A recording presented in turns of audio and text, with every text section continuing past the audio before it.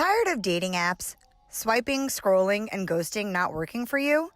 How about a new way to get introduced? Single to Shadi. Single to Shadi is a matchmaking service which offers curated matches for South Asian singles living in the US and Canada. We work with urban professionals looking to find meaningful relationships without the anonymity of traditional dating apps. Our clients will meet like-minded matches who are ready for a committed relationship. We believe love is love, and our ultimate goal is to help you find your perfect partner. Visit us today at www.singletoshadi.com to find out more and sign up for free. We are not your parents' matchmaker.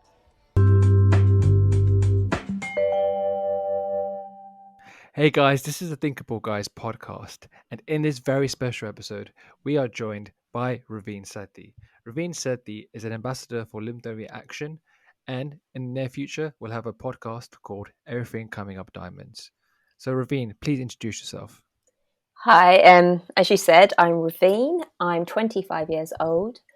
I was diagnosed with cancer at the age of 23 and then relapsed again last year in September. So I'm going through the whole motion of going through cancer, and yeah, I think that's it. And I've been working with the likes of Boots, Macmillan to raise awareness of cancer, but also throughout my journey, I've also been involved in projects that focus on other aspects, such as fertility, which is what I'm keen to speak to you guys about today. That's amazing. Welcome to our podcast, Raveen. So I wanted to ask you, how did Boots and Macmillan find you? How did it find out about you? So I guess it's through my Instagram. I have quite a few opportunities that all come through Instagram, and that's where I first got contacted through. And then I built a good relationship with Macmillan, and from then on, they always put me in touch with ITV, Channel 4, and I've been interviewed quite a bit by like Huffington Post, the local recorder. So yeah, I'd say it was definitely Instagram that helped me get through. And how's all those experiences been for you? Really good. So they've been really good. Quite hectic at times because I feel like everything always comes up at once. But I've met so many people through it as well. So it's been really good, quite frantic, but I'm very grateful for it nevertheless. And what have you learned in terms of your journey through raising awareness? Do you feel like there's some bits of awareness that's missing within this disease? Yeah, so I've been diagnosed with Hodgkin's lymphoma, and I was diagnosed at a young age at 23, and my symptoms were quite like normal, very general symptoms. So it was like a cold, I was very tired, and I realised after being diagnosed that I hadn't heard about the cancer at all before. And it's quite common with young adults from the ages of 16 to 24. So I was very surprised that no one really spoke about it. And especially coming from an Asian background, I'm Sikh Punjabi. So no one really speaks about cancer, which is what I found. And when people do think about cancer, I think they also associate it with older people. And then when they associate it with older people, they also associate it with death. And it's had very negative connotations generally.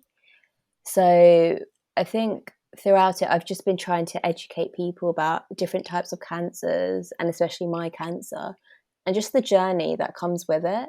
Because one of the biggest eye-openers for me was the whole fertility idea. Because growing up, you don't really speak about fertility much. No one really considers it until they get to that age of fertility, but I had to think about it at a very young age, and I ended up freezing my eggs last year. But I think it should become more of a topic of discussion. People should feel a lot more comfortable speaking about it. So I think I'm also working on quite a few things in regards to that. So I'm working on creating a platform where people are able to speak about fertility, issues that they might have, whether it's due to health issues, just having like miscarriages, polycystic ovary syndrome, which is actually very common amongst Asian females, and just making it less of a taboo subject. So with cancer and fertility, I'm trying to create more of a platform where we're able to speak about it openly without feeling embarrassed. And do you feel that there's some negative stigma with the whole idea of freezing your eggs in the Asian community and stuff?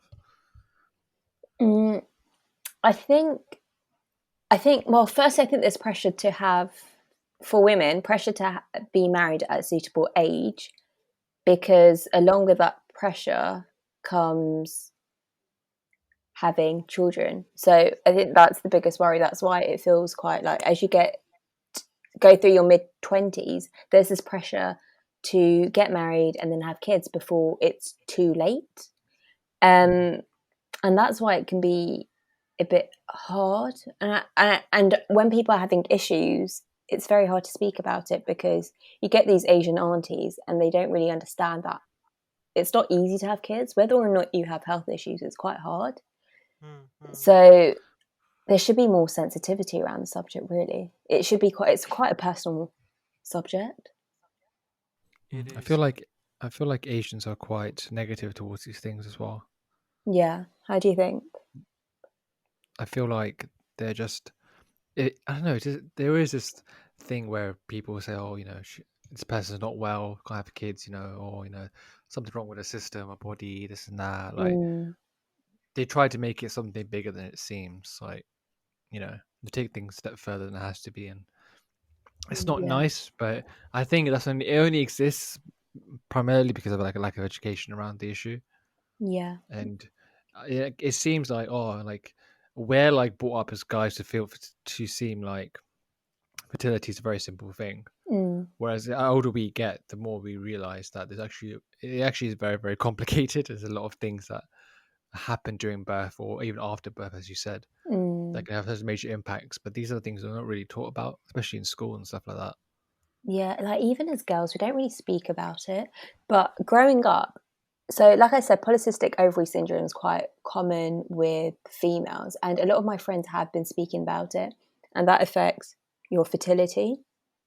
And I've always thought, like, wow, that's quite sad. Like growing up, that you might not have children, but there's so many other ways that you can't have children. And I think as women especially, we need to be able to talk about it more, because there's this isolation that we feel when we can't have kids, or we feel like we're not a mother, even though like we've grown up thinking that as women that we will be mothers. And when it comes to it and you can't have children, you're dealing with your own emotions, and on top of that, you've got society expecting children as well. So I think it's actually more complicated than you think. But I've only realized that as time has gone on, because I've grown up in a big family, so I've just assumed that I'm going to have kids.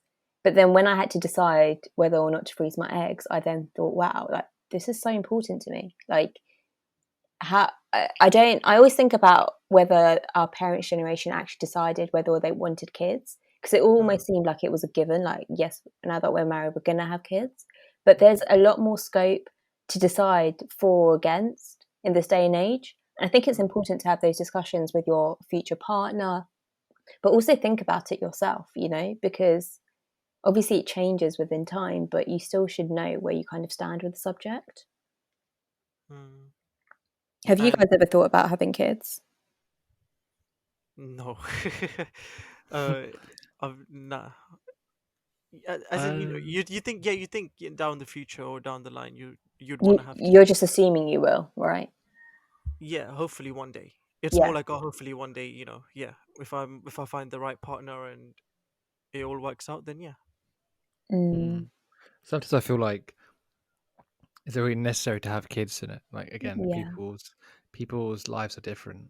Like I think society is becoming more like complicated in the sense of it's not how it used to be in terms of like family structures and stuff. Like Yeah. things are like naturally changing. I recently read about on BBC there was an article about how the population will decrease as the years go by, because less and less people Less actually having children. kids. Yeah, I read that as Yes. well. So you can even argue that as the expectations for children are becoming less now, because in society we're normalizing the idea of women not having as many kids or having kids at all. now than compared to, say, 50 years ago, where it was quite often. Yeah. See, there's a lot of things you need to balance because I'm like, yes, I've frozen my eggs just as like an insurance, but even as I go through life, I'm still going to be umming and ahhing, because there's now this place for women to be able to focus on our careers, and there's a lot more option and freedom generally. So people may just want to be able to move around country to country, travel more. Like we're able to think about our priorities, but then in the same breath, I think it'll also be hard to kind of talk to our parents about it because, especially coming from an Asian background, I feel like parents just always talk about grandkids. Hmm. Do Yeah. you guys do you have that pressure of having kids or just like marriage? I think it comes part and parcel. Yeah. So you hurry up and get married so you can get a kid, sort of thing. It's like you have to get married to get kids. There's no other choice behind it. Yeah. Like, what's the point getting married then? Do you know what I mean? Like, there's no point if you're not gonna. It's like the ultimate end goal of marriage is to get kids. That's the only goal. There's no. It's not about Really? finding you. Like, it's not about finding the partner of your stuff. It's more about building a family sort of thing. Wait, is that Before. what you think, or is that society? Well, I'm speaking from my perspective, innit? Wait, so you think the purpose of marriage is to have kids? No. I'm talking Oh, about societies. I'm talking about societies. oh yeah, What I society. experience in my society, like it's like we're more fixated on the idea. I'm not talking about me, but society is more fixated on the idea of finding the right partner to have children, not really finding the right partner to fall in love. Yeah, it's like, can you see them as being a father of your child? Yeah, so you're more fixated on, say, the physical appearance of someone. Like, oh yeah, he's tall, or he's got this sort of hair color, or do you know what I mean, or this sort of features, and that'd be good to making kids rather than thinking, could Really? I, in the long run, could I even uh, build like a good relationship with my partner? Do you know what I mean in that sense, Yeah. rather than looking at something as a because I feel like we're more fixated on uh, building cultures and building how we are, Mm, and not really, or more focused on the outer pictures in terms of marriage. And marriage means it's a good family means this, then ultimately you're gonna get kids, and then kids becomes, then if you're married into someone else's family, what like do you get out of it in terms of, say, you own certain things, or it's so many little tiny little things that come with it, mm, rather than it being about the two people in the marriage itself. yeah. Hardy, what do you think? Yeah, sometimes the focus can get steered away from the couple and the two partners to kids and other things, uh, other factors, or other things around them. I was talking to my granddad like 2 days ago, and he called me, and I hadn't spoken to him in a while, and we were just talking about. He's asking me like, how's work going, how's life, everything. I was like, yeah, this is good. Yeah, just like updating him on what I'm doing right now. And then he goes, yeah, it sounds great. All of that sounds good. Yeah, that's really good. I'm happy for you. And then he goes, he's like, also, by the way, you know, think about settling down now and having I kids. knew that's what all you wanted to Like, say. I mean, you're getting older now. Like, you don't know about life. You just don't know what might happen. I think it's best that you start thinking about settling down. You need to find like a good girl for yourself. I need to get married. You need to have kids, and I wanna see your kids and everything. And I was like, wow, like, it, I get told that every time I speak to my grandparents or even my family members, they're like, "Oh, so when are you getting married?" And I was like, so you do end up being sort of that's what's Pressure. like sort of expected of you, if that makes sense. And s- y- I feel like they don't. Okay, so my grandparents, obviously, like, they're older and stuff, but I feel like they sometimes may not understand that it's hard to find. You need to Mm, be able to have kids. You need to be able to find a life partner.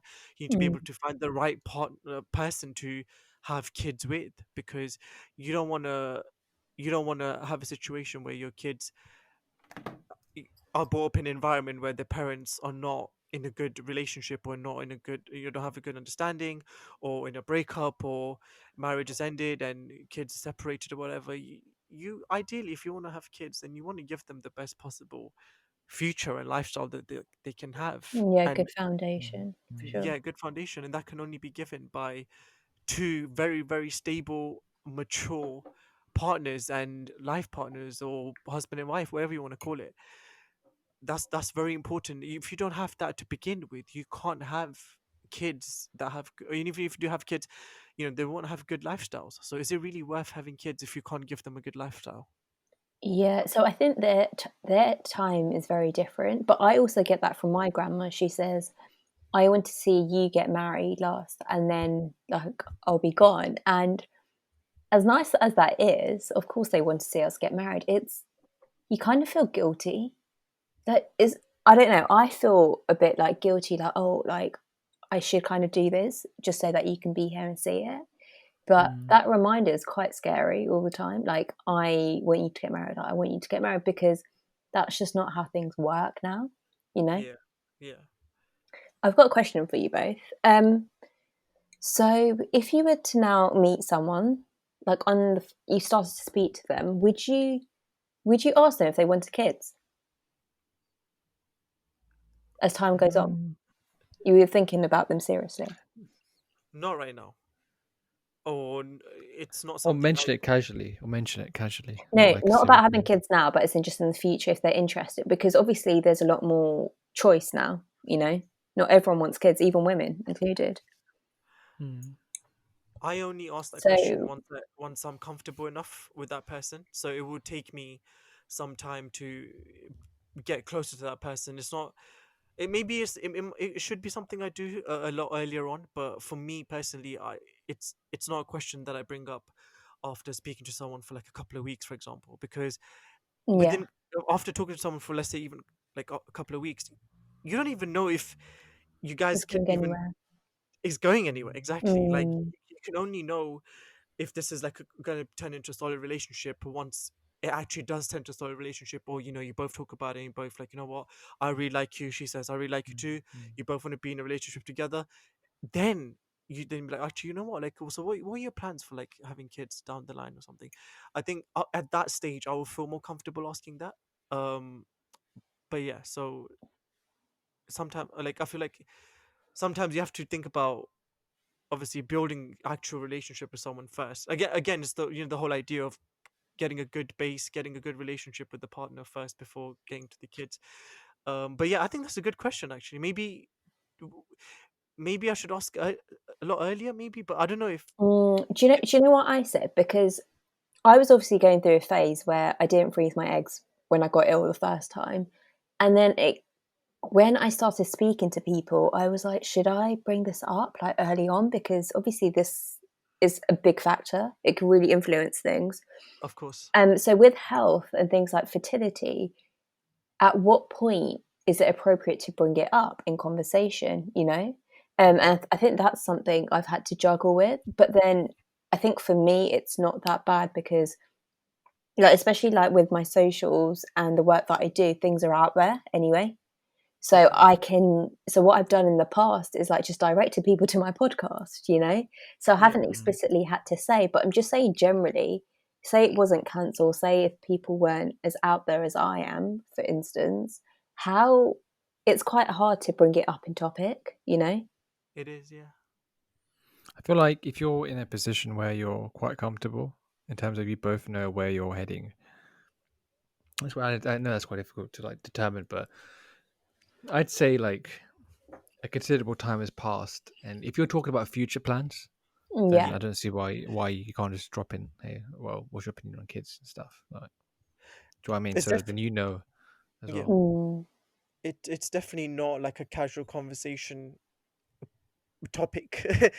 I was talking yeah. to I was talking to someone, and I was talking to this girl. She's a friend of mine, and she was telling me how she went on a date with this guy, and they meet for the first time. They've only been talking for like a week or something, and they're meeting for the first time. And he goes to, oh, when would you like to get married? And she's like, ha ha ha, like she lost it up. And he's like, oh, so would the 19th or the 18th or the 20th work better for you, of He's next month? joking. Yeah. And she's like, oh, oh my god, you know, wow, you're so funny. And he's like, no, I've actually, you know, those are the dates that I need to get married by, so I need to find someone to marry me by those dates of next month. And For a and corona. then she was like, so like she was very like taken back by it. And then she was like, wait, what do you mean? And then she's like, and he's like, oh, I've even picked the venue, I've got everything sorted, like I've spoken to um you know, I've got all the things organized, like, you know, the food and everything, everything. I've got everything, everything set in place. You just need to tell me what day works for you, and if it's a yes or no. And she was like, "Give me a second," like, and then she literally just, you know, went off, and just to get a little bit of fresh air, she walked off a little bit, because this guy really was being serious about. You know, he got there on the first day, and first thing he said to her is like, "When do you want to get married?" They have not spoken. They don't know anything about one another. They don't know each other, and you know that's the first things he drops her. So it's sort of relatable in this situation because um you know there's like a set time and place that you should say certain things, right? And there's like a right time to bring certain things up. You don't want to put a girl off by mentioning kids too early, because then the girl might be like, oh my god, you think about kids already? I've only spoken to her for like a few weeks. Yeah, it depends on how comfortable you are, because I think a Exactly. lot of people, I think in the early stages as well, you can get kind of caught up Yeah.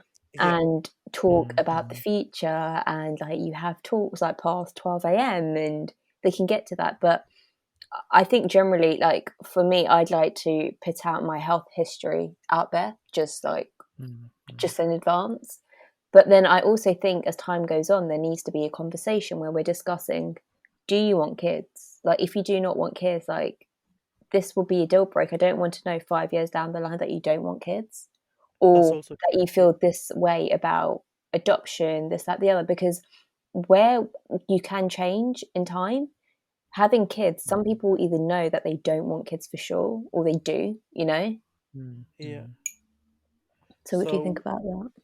so it's okay. So for people that don't know, you know, anyone listening right now that doesn't know, so what, in terms of freezing your eggs, what does that mean? It means when I'm ready to have kids, because basically the chemotherapy affects my eggs, so that will affect my fertility. Okay.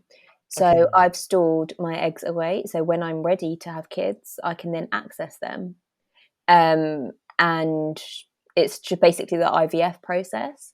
Okay. Um, Okay. but Okay. with that, it's not even 100%, because some of it, like the eggs might not be good at that stage, you know? Yeah. So even then, it's not 100%. So there's that possibility that I might not be able to have my own kids, but I could. But then I've also had conversations with people about adoption, and it's very eye-opening, because I think Mm. our community especially are very like closed off when it comes to things like adoption, which I think is a Yeah. wonderful thing, honestly.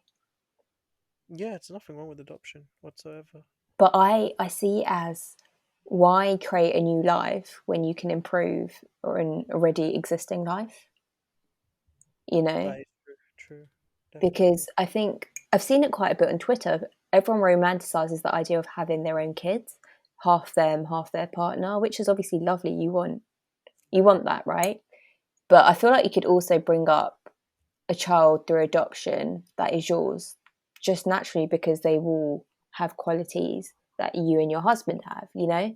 Not you, your husbands, obviously, but generally, like that you and your partner will have, and they can still be your own.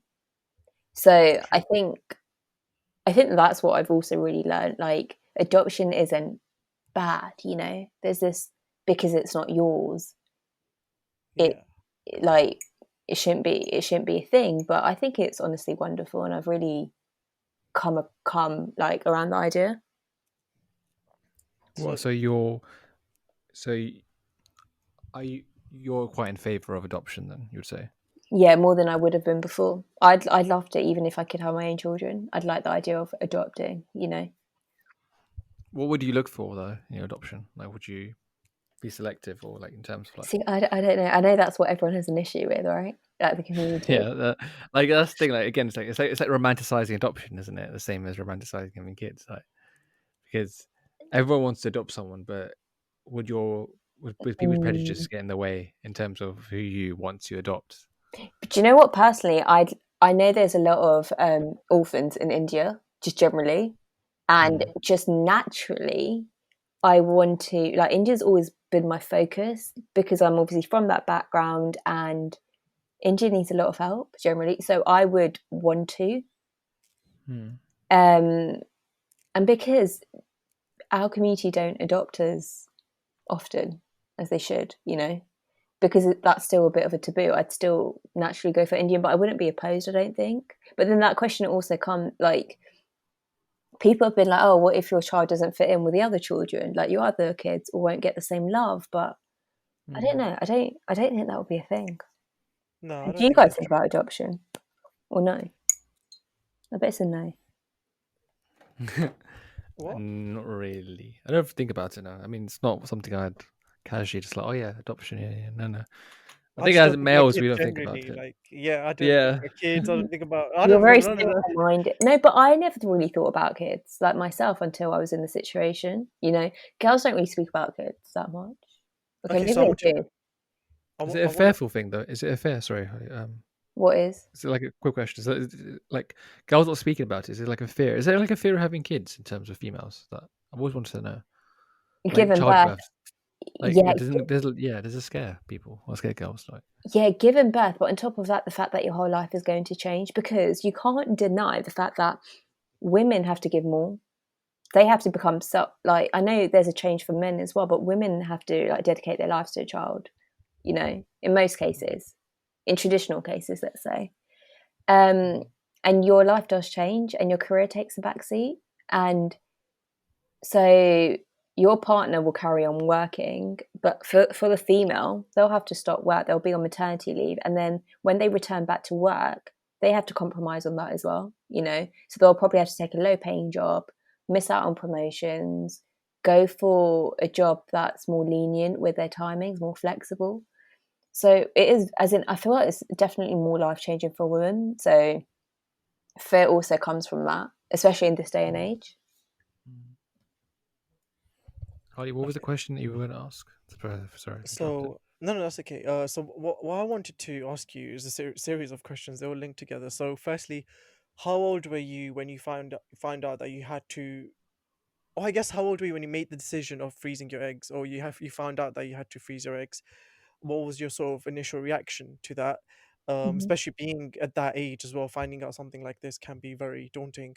Mm-hmm. And then secondly, like, again, do you ever think about like, oh shit, like if I'm speaking to someone, this is something I'm gonna have to bring up to them. And do you ever feel like, oh, this may end up putting someone off that you might be talking to, or like, or even adoption? Like, do obviously, if you've got a life partner, or if you're with someone and you want to adopt someone, but maybe your life partner doesn't, then what would you do in that situation? Yeah, so just to begin, I was 23 when I went to see a consultant about freezing my eggs, but I didn't end up freezing my eggs then because I had to balance the pros and cons of the situation, and the chemo wasn't intense enough. It was very unlikely that it will affect my fertility. But I remember being in that appointment, I was literally breaking down because I didn't expect to make a decision like this. And I don't know what I want in the future. Like, I'm 23. Why do I want to make a decision about me, like, say, 10 years down the line? It just seemed there was like this disconnect because I can only think about what I want now. And it just took me back to the fact that I love having children. Like, it was more of a given that I will be having children. So I was a bit scared, but I had to just trust that I made the right decision for myself at that time. And then I fast forward to last September, it was more intense, the chemo. So it was 100% that I was going to freeze my eggs. And that was fine because I knew that if I was going to get cancer again, I was 100% going to do that. So when I actually did freeze my eggs, it wasn't that bad. Yeah. But in terms of talking to people and letting them know, like I said, I think it's easier for me because I talk about it very openly. So if you are going to start speaking to me, you'll kind of know about it in the first few weeks when I speak about myself. And it obviously depends on what point in time you speak to me. So whether I'm going through cancer or not. I don't find it hard, honestly. As you get older, people are a lot more sensible and more, well, people I've come across, they're more sensible and realistic. Maybe it's just the boys I've come across, but Yeah. they don't take it badly, because people that do say, let's message me through Instagram, Mm. they've looked at my profile, like I've said before, they've looked at my profile, they know what's coming. And I'm quite blessed, because I know that when I speak to someone, it will also be for the right reasons, because if they can accept that, then they can say it like right for me. It's quite a big thing. I think people underestimate, but when there's uncertainty about your health and then fertility, it takes like a man to want to deal with that. And there have been people that have wanted to and are willing, but like I said, it tells me more about the person, and I really do respect them more for it, because God knows it is a very hard predicament to be involved in. But like, if you do care about the person, if you do respect them, then that's what comes with it as well. So I haven't found it hard, if I'm honest. I find it easier in terms of determining the good for me. From the I know person. that someone's Yeah, good for yeah. me if they're able to look at X, Y, and then be like, yeah, like I'm still like interested in you, because like there's a lot more to me than just my illness or what I'm going through. But then with the whole adoption, I'm not 100% either. Like, a lot of things do come with time. I will see in time, and things change in time. But I will Yeah. definitely be having those like discussions earlier, like, what do you think about that? What do you think about this? Like, it's important to just be open-minded, because you don't know where life's going to take you. So you would say this has actually been a positive thing in terms of, say, finding someone? Yeah, Do you reckon? Like, yeah. be- I because definitely. people, because you're putting yourself out there, and you've got nothing to hide or conceal. So again, like you said, whoever does message you, it's going to be someone that could, like, care about you and stuff.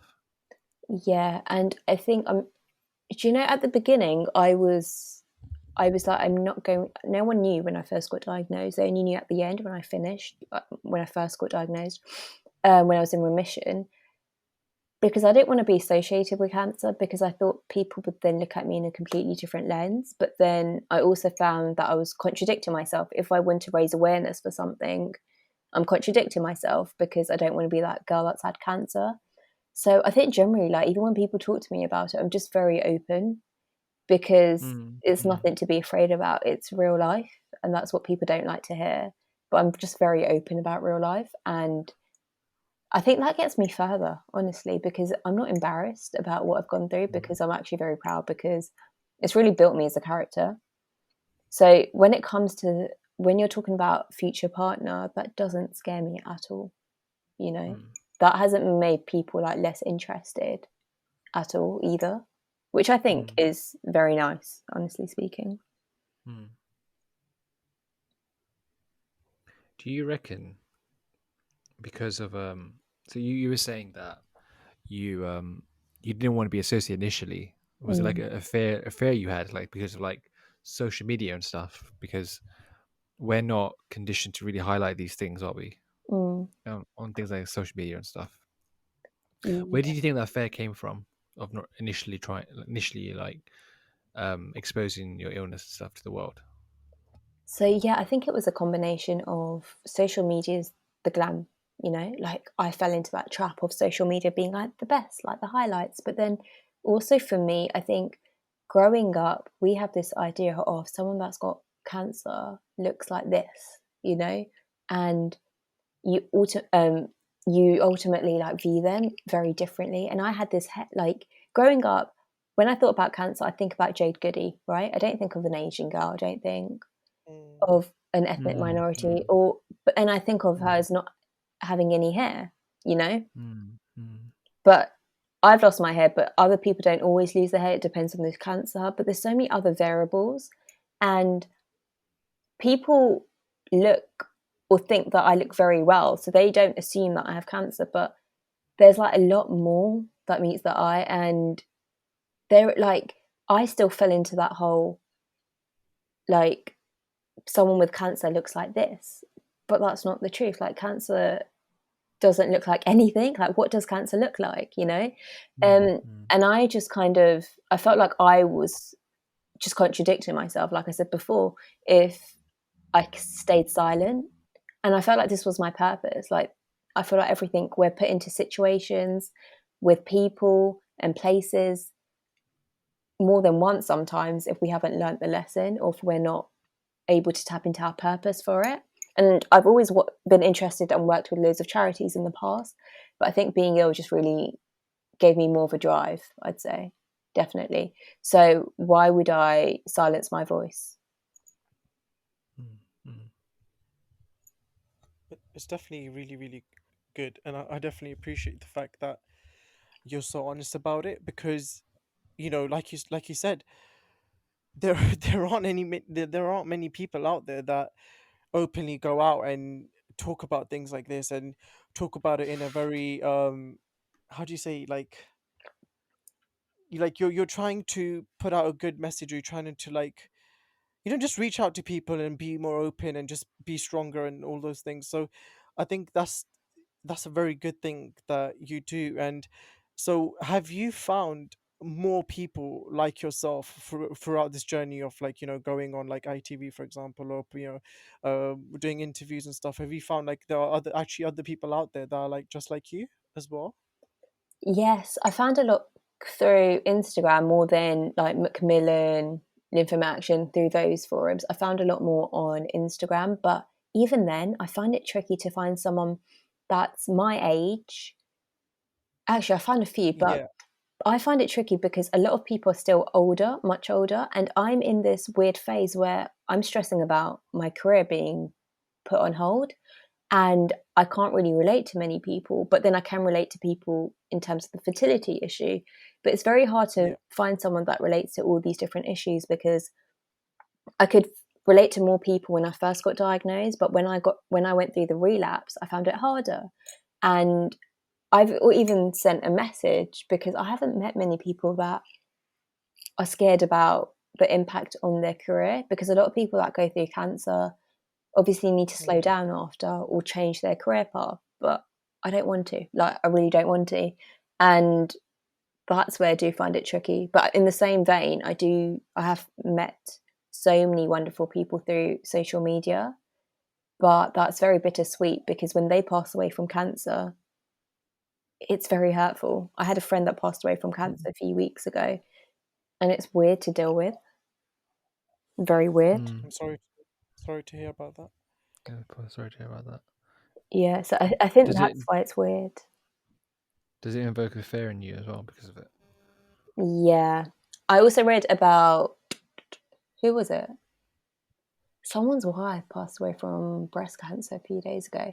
I was basically discussing to my therapist about it because the fear comes from having a common illness. So, and there's also this weird guilt, like, I'm still here, but you're not here, if that makes sense. And she just explained that just as humans, we always find something relatable, and that's what makes it harder. So just generally, like, the fact that she was ethnic minority, she raised awareness about cancer, she also had cancer, that just makes it harder. And the fact that she's also a friend. So there's a lot of feelings when you talk to people within the cancer community, because it's very, like I said, bittersweet. There's so much you can relate to people on, but at the same time, it really hurts when they leave. This guilt is very hard to manage. Because it's not something you can justify, is it? No. Or even rationalize. It's something that's out of your control. Yeah. And do you know what's also scary? It's the fact that at 23, I had to think about death. And 2 years later, I have to think about death. And death, everyone expects death, right? We all do. But I think it's different when you actually need to consider it as a possibility. And I guess we can argue that everyone's terminally ill and anything can happen to anyone. But when you've got such a crazy disease, it makes you really reevaluate life. So there's a lot to balance. There really is. With that, then that idea of like, feeling like you feel like I say like a death sentence near you, like what lessons have you learned then from this journey then? I know everyone says it, but to take each day as it comes and find your purpose within. I think for me, I've always thought my purpose in life is to help, but I need to be on the go. I need to be doing things. I need to do as much as I can to make this world a better place. This world's honestly a shambles, but I just want to leave my mark on it. And also just to enjoy the little things, because I only realise it when I'm in hospital or going through intense treatment, that going to the coffee shop, going for a drive, those are lovely moments. And I used to crave those moments, even though they're very minor. They mean so much because you're happy, you're healthy, It's like being in quarantine, isn't it? And like missing going out to like the park, for instance. Yeah, everyone. Yeah, Like a big it's view. really weird. Yeah, you really It's realize. like certain small things you took for granted that once you do those things again, it will give you so much more bliss than before. Yeah, definitely. But I've mentally changed. I feel like I'm just a lot more patient, and I try not to stress over so much, because I used to be that person that plans everything. I'm also still that person, but I'm trying to just like go with the flow, quite literally, because anything can happen, which is quite scary. But in the same way, it's also very comforting, because you could be having the worst day of your life, but tomorrow might just be the best, and miracles happen as well. I've actually experienced miracles through this journey, so little things that keep me alive, and I've had to think about why I want to stay alive, and that's a purpose in itself, that not many Definitely. people have to do or can do. That is very true, and it's good to sort of look at things from that perspective. I think the you, I feel like we all should have something to believe in. But Mm. believe and hope is what makes the world go round. I feel like, everyone is working towards something in their life. Everyone's got some sort of goals. Everyone's got things they want to achieve. Everyone's got things they want to do. Mm. And if that purpose is taken away from them, or if that goal or aim or whatever people are working towards, if that's taken away from them, all of a sudden people feel out of space, Place. yeah, a place, yeah.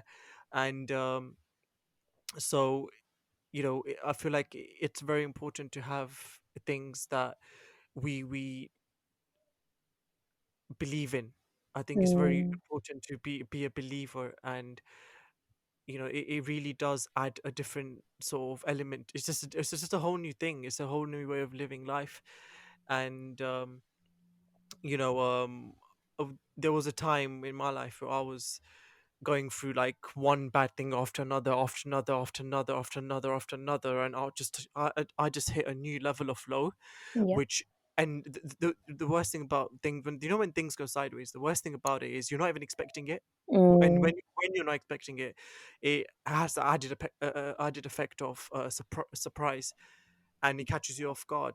So experiencing something like that, and then it's up to you how you deal with it, and what ultimately brings you back out of it, or what ultimately helps you get through that battle and that cycle of the bad time or the period, is hope and is belief that this will come to an end one day, and the days will get better. That's what helped me in the certain situations I was put in. So I want to ask you, were there any times where you felt like, well, obviously whatever your situation was, that impacted your mental health? 100%. That's why I had to go and see a therapist. Like, even recently, I could be having appointments. So I had an appointment 2 days ago, and I'm going through a transplant in the next 2 weeks, and that's horrifying because it's quite life threatening.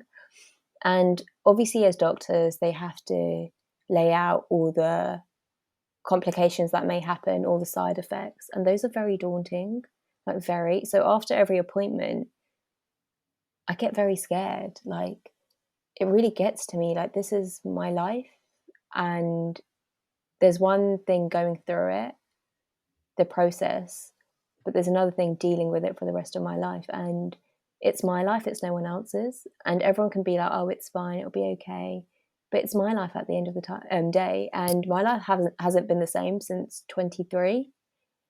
I don't know if I'd want it the same, but it's very scary mentally. I've had to deal with so much. And it's, as humans, we just don't want to feel alone with our feelings. Of So I think just my mental health has declined. I suffered from loads of panic attacks, but it's getting better because I've been seeing a therapist. I've started journaling. Yeah. So it's really good. I journal quite a bit. So whenever I feel down about something, like for instance, like I said, feeling like, oh, I'm scared, I might die, for instance, then I have to write, then I combat it, and then I write reasons why I don't want to die. So I really try to flip things. Or if I'm sad about something someone said, I'll then talk about all the good things about the person. Because like I was saying, I was talking to Harminder about this actually earlier, our thoughts aren't facts, they're not factual at all. They're just like things that we've come up with. And I'm quite rational most of the time. I like to be distracted, get on with things and not really think. But obviously being at home because I'm ill and also quarantine means that I have more time to overthink, and my mental health has been up and down. But I kind of just focus on doing things like podcasting, things that just make me happy, and make me thankful for my process, because I've got so many opportunities as well at the same time, and I've grown so much through it. Yeah. So I really just try to journal and flip the switch, talk to my therapist and just have down days as well. It's all everything in like moderation. You need to allow yourself to feel, but at the same time, you can't let it get to you so much, because you do need to get up and do things. And as humans, we also know what we can do to make us feel good. So I know going for runs, exercising, eating well, that makes me feel good. But sometimes it's just really hard to do it, but you just need to bring yourself to do it. Yeah. And then, yeah, just things look better once you do. It's kind of like mental training, isn't it? Because Yeah. our brains are not made for us to be happy. They're just made to Mm, survive. So training yeah. yourself to be happy is a hard thing. So we're not really taught to. Our brains they're not responsible for being happy. Like, this is something that we're unfortunately have to learn ourselves. And some people do it better than others. We're Yeah. mainly Or taught to hide it survive, better. not hide it better. Yeah.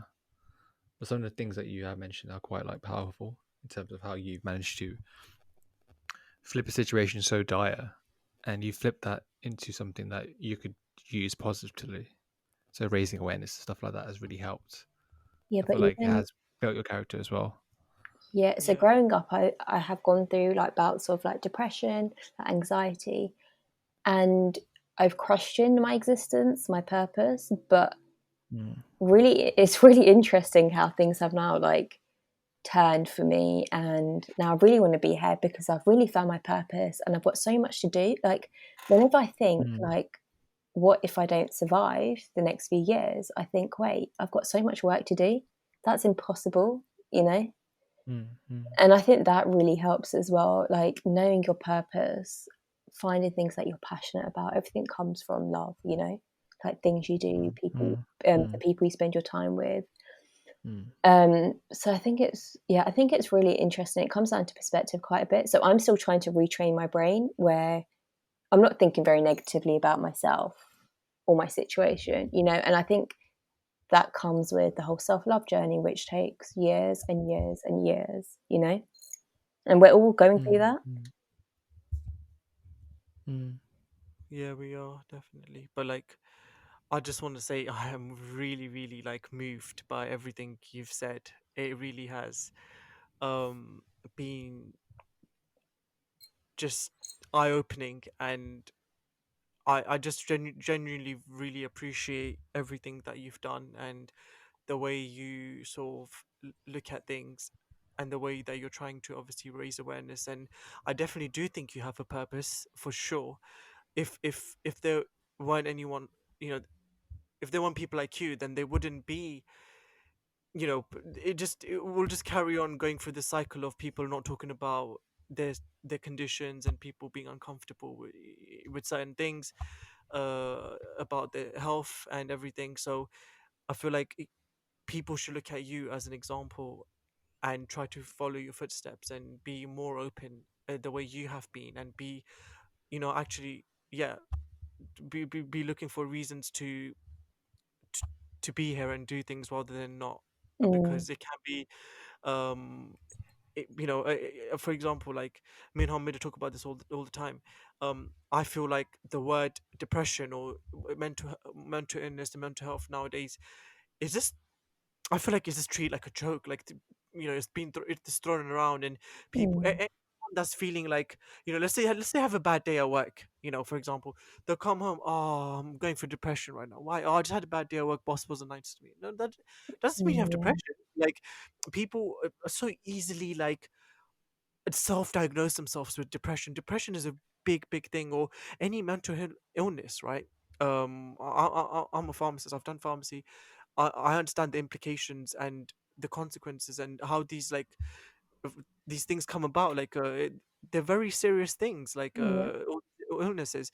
You can't just get it like that just by having a bad day at work. mm, So I feel like the importance of the seriousness of having such thing has diminished, and I feel like we need to reinstill that actually, you know what, it is as serious, or it's a lot more serious than people think it is.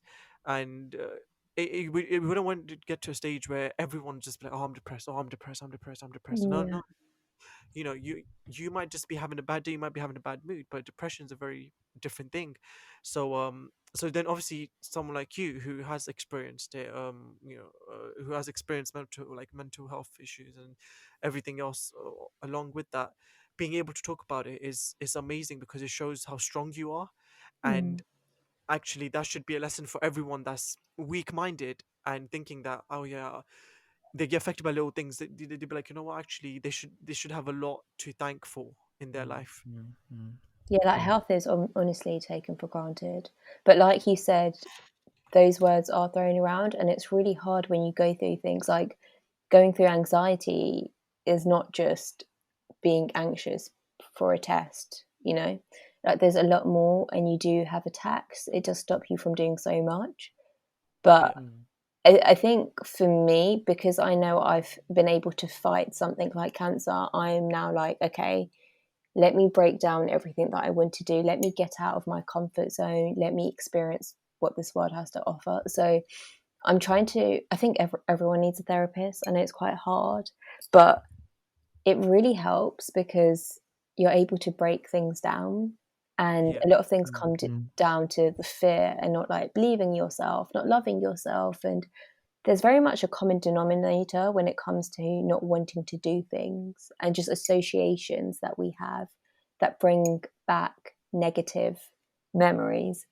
But yeah, I just think it's really important to like stop fearing things, um, and also get help. Like on social media, no one talks about these things. Everyone doesn't talk about their struggles.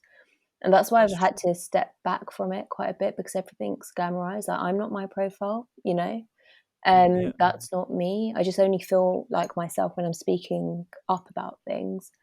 yeah, And I think that's what I also want my podcast to be based on, just reality, because everyone needs one another. Everyone wants to speak to one another about things. But when you're portraying your life in such a way, it makes it harder because everyone's living a better life, but we're all struggling in one way or another. definitely, 100%. I feel like this journey, you may feel like it has closed some doors for you, but Mm, I feel like with those doors have closed have led to many more open. yeah, no, I agree with So, so I feel like to look at it that way, that. to just take it as one door closes, but another three open. Yeah, I agree. And Raveen, I'd like to say thank you for coming on today and discussing in depth about your struggles and your experience with this illness. Thank you for having me. It was lovely having you, Raveen. Thank you so much for talking to us. And I genuinely do hope that, when people listen to this, they do learn a lot from you. There is definitely a lot to be taken from this podcast. It's definitely one of my favorite podcasts that I've recorded, Oh, for really? sure. Or Yeah. are you just Oh saying yeah. this? No, no, no. I genuinely mean this. This is a very special podcast. Like definitely. And whenever you do start your podcast, whenever it's up and running, Hmm. please do think about us, the Of Thinkable course. Guys. Yeah. uh, and yeah, it was lovely talking to you, so thank you. Thank you. Bye. Thank you, Reen. Bye.